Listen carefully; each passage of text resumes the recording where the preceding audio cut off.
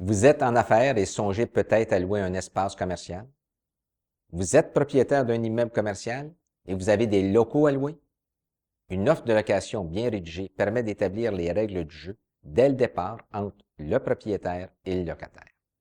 Une offre de location doit, au minimum, contenir les éléments essentiels d'un bail, à l'effet qu'un propriétaire doit s'engager envers son locataire à lui procurer, moyennant un loyer, la jouissance des lieux pendant un certain temps. Au choix des parties, la durée de location pourrait être fixe ou indéterminée.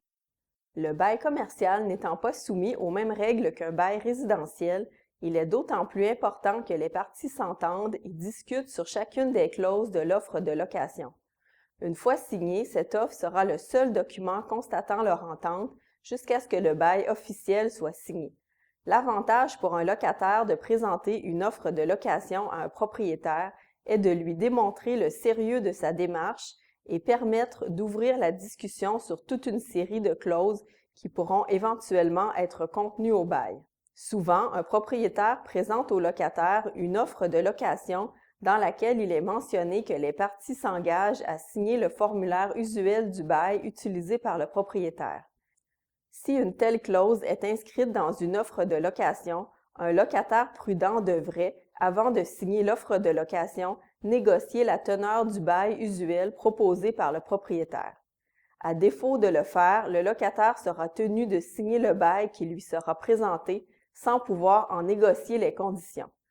Une offre de location dûment signée et acceptée équivaut à un contrat si elle contient les clauses suivantes, entre autres, un loyer déterminé ou déterminable, la durée de l'offre de location, la description de l'emplacement et l'utilisation que le locataire compte faire des lieux loués.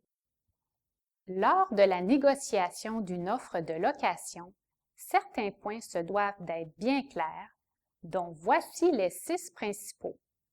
Premièrement, lorsqu'on loue un espace commercial, sans y mentionner le nombre de pieds ou de mètres carrés, le montant du loyer sera alors considéré comme un montant global et le locataire ne pourra invoquer lors de la signature du bail qu'il y a erreur sur le nombre de pieds ou mètres carrés par rapport au montant payé.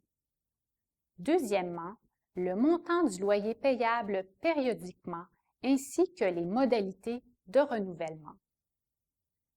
Quoique encore populaire auprès de certains propriétaires et locataires, il est important de rappeler qu'une clause de renouvellement mentionnant que le montant du loyer sera déterminé en fonction du prix du marché est plutôt difficile d'application, sinon inapplicable.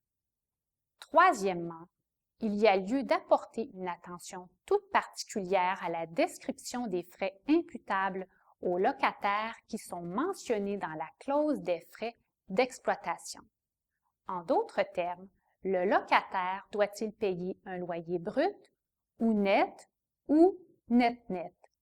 L'offre de location devrait contenir une liste exhaustive des dépenses payables par le locataire. Quatrièmement, il y a lieu d'établir un mécanisme pour déterminer la part proportionnelle des frais d'exploitation payables par le locataire. Cinquièmement, il y a lieu d'inscrire le type d'activité que le locataire va exercer dans les lieux loués et s'assurer que la signature du bail soit sujette à l'obtention des autorisations ou des permis nécessaires par les autorités concernées. Et sixièmement, il faudrait mentionner la description de tous les travaux que le propriétaire s'engage à effectuer avant la prise de possession des lieux par le locataire. Enfin, il faudrait insérer dans l'offre de location toute clause spéciale ou spécifique à votre projet. Il est recommandé d'insérer dans l'offre de location une clause à l'effet que le propriétaire s'engage à faire assumer l'offre de location dûment signée à tout acquéreur éventuel au cas où il vendrait son immeuble avant la signature du bail. Rappelons qu'un locataire qui se limiterait à signer seulement une offre de location sans se soucier de signer un bail ne pourra pas publier son offre. Nous souhaitons que ces informations vous soient utiles.